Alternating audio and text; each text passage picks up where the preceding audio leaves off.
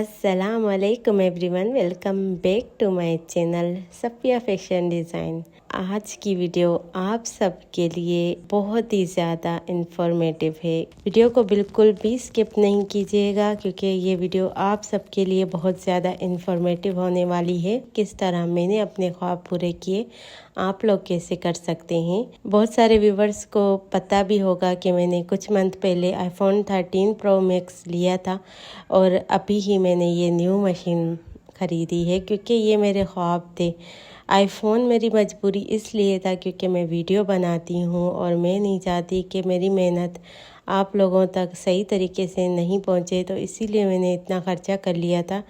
क्योंकि वीडियो की क्वालिटी अच्छी होगी तो ज़ाहिर है मेरी जो बहनें सिलाई सीखना चाहती हैं, जो यूट्यूब पर वीडियो देख के सिलाई करती हैं, तो उनके लिए आसानी हो, इसलिए मैंने आईफोन लिया था। और ये मशीन मैंने ख़रीदी है अभी कुछ दिन पहले। इसकी भी रीज़न बताऊंगी और इसकी प्राइस भी बताऊंगी और कहाँ से ली, कितने में ली, इसको लेने के क्या फ़ायदे हैं, ये सब बताऊंगी। सबसे पहले मैं आप लोगों को एक बात क्लियर कर दूं कि ये मैंने जो मशीन ख़रीदी, आईफोन ख़रीदा, ये मैंने कभी ज़िंदगी में भी नहीं सोचा था कि मैं ये सब चीज़ें न्यू ख़रीद पाऊँगी। यूट्यूब बनाने से 1 साल पहले की बात है कि जब मैं नॉर्मल सिलाई किया करती थी। मेरे बहुत सारे कस्टमर थे जो मुझसे कपड़े सिलवाते थे और उनसे मुझे 500-600 सिलाई मिल जाया करती थी और मैं हैप्पी ज़िंदगी गुजारा करती थी। लेकिन मेरे पास कोई भी ऐसी इनकम नहीं पड़ी रहती थी कि मेरे मुश्किल वक्त में काम आ सके या फिर मैं अपने ख्वाब पूरे कर सकूं। बस इतने आते थे कि मैं उनसे कपड़े ख़रीदती थी, अपनी ज़रूरत की चीज़ें ख़रीदती थी। 1 साल पहले मैंने यूट्यूब चैनल बनाया, बस ऐसे ही कामयाबी के चक्कर में कि एक दिन मेरी वीडियो वायरल होगी और मैं पैसे कमाऊंगी। लेकिन ऐसा कुछ भी नहीं हुआ। यूट्यूब बनाने से मुझे अभी तक 1 रुपया भी नहीं मिला, लेकिन यूट्यूब बनाने से मैंने अपनी ज़िंदगी में क्या चेंजिंग लाई, जिसकी वजह से माशाल्लाह मेरे पास वैसे ही बहुत सारे पैसे आने लगे। पहले की बात करूं तो पहले मैं सिंपल कपड़े बनाया करती थी। अगर कोई डिज़ाइनर कपड़े देते तो मैं उनको मना कर देती या फिर 10-12 बार वीडियो देखने के बाद वो डिज़ाइन बनाया करती थी, जिससे मेरा अच्छा खासा टाइम लग जाता था। लेकिन बिल्कुल भी इंटरेस्ट नहीं होता था कपड़े सिलाई करने में। बस दिल करता था वह थोड़ी सी सिलाई करके लेट जाऊं या कोई और काम करूं। ज़्यादा से ज़्यादा मोबाइल यूज़ करना, फालतू में टाइम ज़ाया करना, और जब प्रेशर आ जाता था बस सूट बना के दे दिया। इसके बाद वेला टाइम कोई भी ऐसा काम वगैरह नहीं। और आज अगर मैं देखती हूँ खुद को तो मैंने खुद को इतना बिज़ी कर लिया है कि अगर पहले वाली लाइफ में सोचती हूँ ना, फिर दिल करता है कि काश मुझे एक दिन रेस्ट का मिल जाए। लेकिन अगर हालात को देखा जाए तो आज और कल के हालात में ज़मीन आसमान का फ़र्क है। और आज मेरा जो दिल करता है मैं ख़रीद लेती हूँ, मैं अपनी ख्वाहिश पूरी करती हूँ। अब यूट्यूब मैंने चैनल बनाया, लेकिन इस पे काम करना इतना कोई मुश्किल था जैसे कि पढ़ाई करना है, पढ़ाई करने से भी ज़्यादा मुश्किल यूट्यूब पे काम करना।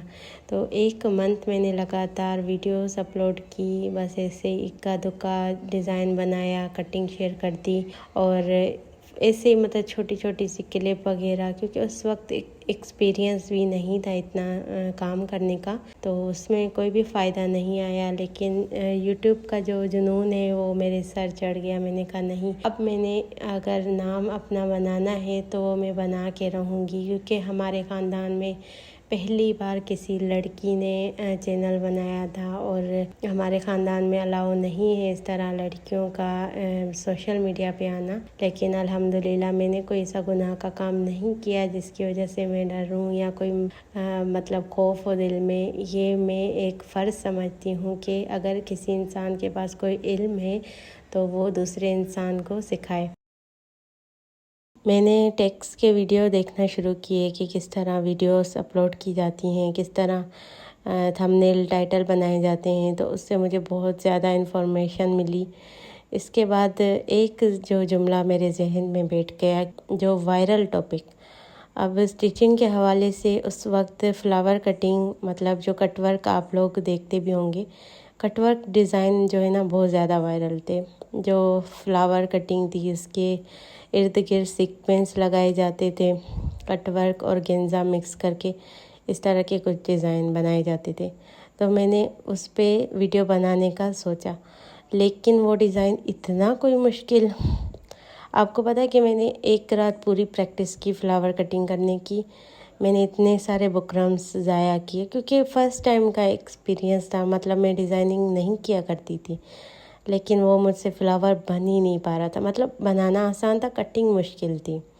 तो कोशिश की लेकिन मैंने कहा कि मैंने इस वीडियो को बनाना है, मतलब वीडियो की खातिर मैंने कोशिश की। और एक दिन मैंने वीडियो बना दी और वीडियो अपलोड कर दी, तो वो माशाल्लाह वीडियो मेरी वायरल हो गई, हल्की फुल्की वायरल हो गई। वो भी एक हफ़्ते के बाद, ऐसा नहीं कि फ़ौरन से डाली और वायरल हो गई। एक हफ़्ते के बाद वो वीडियो वायरल हुई। उसमें मुझे तकरीबन 500-600 व्यूज़ आ गए थे। फिर उसके बाद मैंने इस टॉपिक को अपने जहन में बिठा लिया था कि ये टॉपिक मेरी वीडियो को वायरल करेगा। तो इसी से ही जुड़ा एक और डिज़ाइन मैंने बनाया, कटवर्क दामन डिज़ाइन, जो कि मेरा टॉप का डिज़ाइन है। इससे पहले एक नेक डिज़ाइन भी बनाया था, वो भी बहुत वायरल हुआ। लेकिन ये जो कटवर्क डिज़ाइन था दामन का, ये तो अल्हम्दुलिल्लाह आज कल जैसे लाख से ऊपर है, लेकिन उस वक्त ये 1000 से क्रॉस कर गया। और ये ऐसा वीडियो है कि कभी भी इसकी मतलब व्यूवरशिप कम ही नहीं हुई, मतलब रेगुलर आते ही रहे, कभी 100 कभी 200, मतलब आते ही रहे। अभी तक ये वीडियो मेरा चल रहा है, मतलब अभी भी इस पे व्यूज़ आते हैं। 1 साल होने वाला है इस वीडियो को। और इसके बाद फिर मैंने उसवा ज़िया का नेक डिज़ाइन शेयर किया। उसवा ज़िया का उस वक्त जो नेक डिज़ाइन और गेंजा वाला मशहूर था, जिस पे पेंटेक्स भी लगी हुई थी, उस पे मैंने वीडियो बनाई, वो भी वायरल। और इसी तरह मतलब और गेंजा, कटवर्क और इस तरह के उसवा ज़िया वाले डिज़ाइन मेरे वायरल होते रहे और मैं इस टॉपिक पे कंटिन्यू वीडियोस बनाती रही। इसी मुतालिक फिर मेरा वॉच टाइम भी कंप्लीट हुआ, मेरा चैनल मोनेटाइज हो गया। और चैनल मोनेटाइजेशन के बाद और ये जो मैं डिज़ाइनर कपड़े बनाती रही ना, इससे मुझे अच्छी खासी इनकम भी मिलती रही मेरे कस्टमर्स से।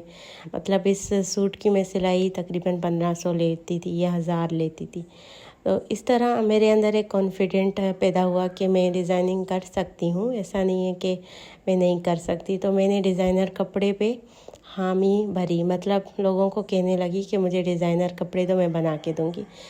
वो सफ़िया जो कहती थी डिज़ाइनर नहीं सादे दो, वो अब कहती थी सादे नहीं डिज़ाइनर दो, क्योंकि मुझे यूट्यूब पे वीडियो अपलोड करनी है। अब इसी तरह सिलसिला चलता रहा, डिज़ाइनर कपड़े बनाती रही और इसकी इनकम मुझे ज़्यादा मिलती रही। और मैंने अपने पास बहुत सारे पैसे भी जमा कर लिए और कमेटियाँ भी कुछ रखी हुई थी, वो भी निकली, तो मैंने आईफोन ख़रीद लिया। तो मशीन का भी एक ख्वाब था कि मैं मशीन भी नहीं लूँगी एक दिन, जब दूसरी कमेटी निकलेगी और थोड़े खुद से पैसे जमा करके। तो इसी दौरान फिर मेरी पिन नहीं आ रही थी। मोनेटाइजेशन के बाद पिन में एक बार मैंने अप्लाई किया, वो पिन आ गई थी, लेकिन मैंने रिसीव नहीं की, जिसकी वजह से मुझे बैंक मतलब वो जो TCS करते हैं उनकी तरफ से कोई और कॉल नहीं आई और ना ही वो लोग कॉल उठाते हैं। तो दूसरी बार मैंने अप्लाई किया तो फिर पिन आ गई थी, फिर फ़ौरन से हमने पिक कर ली।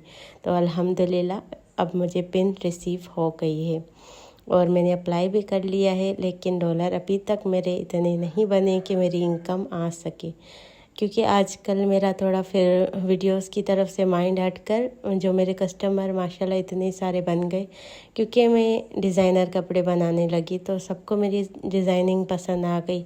और मैं किसी भी अब वीडियो को नहीं देख के बनाती, मैं ख़ुद बनाती हूँ। जो भी पिक्चर देखती हूँ उसको देख के बना लेती हूँ अल्हम्दुलिल्लाह। ये सब कामयाबी मुझे सिर्फ़ यूट्यूब से मिली है। अगर मैं यूट्यूब में नहीं आती तो मैं कभी भी ख़ुद को नहीं पहचान पाती। तो हर एक काम का एक मकसद होता है और आपकी ज़िंदगी का मकसद होना चाहिए कि मैं हर काम कर सकती हूँ। लेकिन उस वक्त मैं नहीं पहचान पा रही थी, लेकिन जैसे मैंने हर काम को फ़र्ज़ समझ लिया तो वो हर काम मेरे लिए आसान होता गया। और अब मैं आपको बताती हूँ कि मैंने ये न्यू मशीन क्यों ख़रीदी है। जो मेरे पास पहली मशीन थी वो भी बिल्कुल ओके थी, सही थी, मतलब उसने मुझे बहुत अच्छा वक्त दिया, मतलब बहुत अच्छे अच्छे कपड़े मैंने उससे बनाए। लेकिन अब एक चीज़ जो पुरानी है, मतलब उसमें हल्का हल्का अर्थ भी आ रहा था, उसका जो टेबल था वो ख़राब था, जिसकी वजह से मैं वीडियो सही से नहीं बना पाती थी।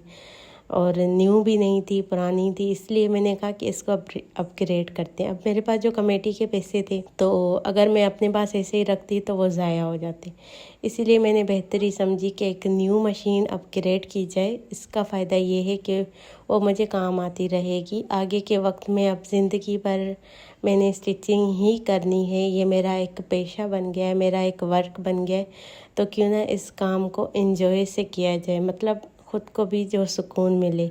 इसीलिए फिर मैंने न्यू मशीन ली है और आप सब ने मेरे लिए दुआ करनी है कि मैं इसमें कामयाब हो जाऊं। टिकटॉक पे जो मैंने इस मशीन की शॉर्ट वीडियो अपलोड की, उसके बाद जो मुझे कमेंट आने लगे, तकरीबन 300 कमेंट आ गया। इस मशीन की प्राइस बताओ, कहाँ से ली है, और इस मशीन के फ़ायदे बताओ। इतने सारे कमेंट, एक एक को मैंने रिप्लाई किया, फिर भी आते रहे इस तरह के कमेंट। तो आज मैं आपको यूट्यूब पे ही ये क्लियर कर देती हूँ कि इस मशीन की जो प्राइस है वो 85,000 है तकरीबन, मतलब 85,000 इसकी प्राइस है। और ये मैंने बिल्कुल ब्रांड न्यू चाइना की बाय की है, क्योंकि ये चाइना से इंपोर्ट होकर आती है, इसकी प्राइस ज़्यादा होती है। एक जगह से कॉपी मिल रही थी तकरीबन 65 और 70 के दरमियान, लेकिन वो मैंने नहीं ली। इसके बाद गोदरा का मुझे एड्रेस मिला। कराची का इलाका एक गोदरा है जहाँ पे मशीन्स मिला करती हैं। वहाँ पे बहुत सारे बड़े बड़े दुकान हैं जहाँ पे मतलब न्यू मशीनें, सेकेंड हैंड मशीनें और मैकेनिक वगैरह बैठे रहते हैं। और जहाँ से मैंने ये मशीन ली है वो बहुत बड़ा शॉप है गोदरा साइड में, जिनका नाम भी मैं आपको मेंशन कर रही हूँ। मैं किसी की प्रमोशन नहीं कर रही, बस उन बहनों, उन भाइयों के लिए एक इंफॉर्मेटिव वीडियो बना रही हूँ, ताकि वो भी बाय करना चाहते हैं तो वो आसानी से ख़रीद सकें। अब ये जो मैं आपको दिखा रही हूँ, ये वहाँ का एड्रेस तकरीबन नाम है। अगर आप गोदरा जाएंगे, ये अगर आप पिक्चर दिखाते हैं तो कोई भी आपको बता सकता है कि ये कहाँ पे है शॉप। बहुत बड़ी शॉप थी और उनके मेडल वगैरह भी थे, जिससे ये साबित होता है कि वो नामवर एक शॉप थी। आप लोग एक बार विज़िट करें, अगर आप लोग वहाँ जाकर मुतमईन होते हैं तो वहाँ से ख़रीद सकते हैं। जब मेरे पास ये मशीन और मोबाइल्स ख़रीदने के पैसे नहीं होते थे, तो उस वक्त की सिचुएशन भी आपको मैंने बताई कि मैं बहुत लेज़ी थी, कोई काम टाइम पे नहीं करती थी, किसी के कपड़े टाइम पे नहीं बना के देती थी, डिज़ाइनर कपड़ों से मना कर देती थी, क्योंकि उस वक्त मैं बहुत ही लापरवाह थी अपने काम के मुतालिक। लेकिन जैसे ही मैं यूट्यूब में आई तो मैंने ख़ुद को बहुत ज़्यादा चेंज किया, जिसकी वजह से अल्हम्दुलिल्लाह अब मैं ख़ुद पे यकीन रखती हूँ और लोग मुझ पे यकीन रख के अपने महंगे महंगे कपड़े सिलवाते हैं। अल्लाह आप सबको भी कामयाब करे, जो भी आपके जायज़ मकसद हैं, आप अपनी मेहनत से वो चीज़ें ख़रीद सकें जो आप ख़रीदना चाहते हैं। मशीन से जुड़े जितने भी सवाल हैं आप मुझसे पूछ सकते हैं, कोई और कंफ्यूजिंग हो। और मशीन की सिलाई भी आने वाले वक्तों में मैं आपको दिखाती रहूँगी अपनी डिज़ाइनिंग के साथ। तो आज की वीडियो यहीं पे एंड करती हूँ, मिलूँगी किसी अच्छी सी वीडियो के साथ। तब तक के लिए अपना बहुत सारा ख्याल रखिएगा, मुझे दुआ में याद रखिएगा। अल्लाह हाफिज़।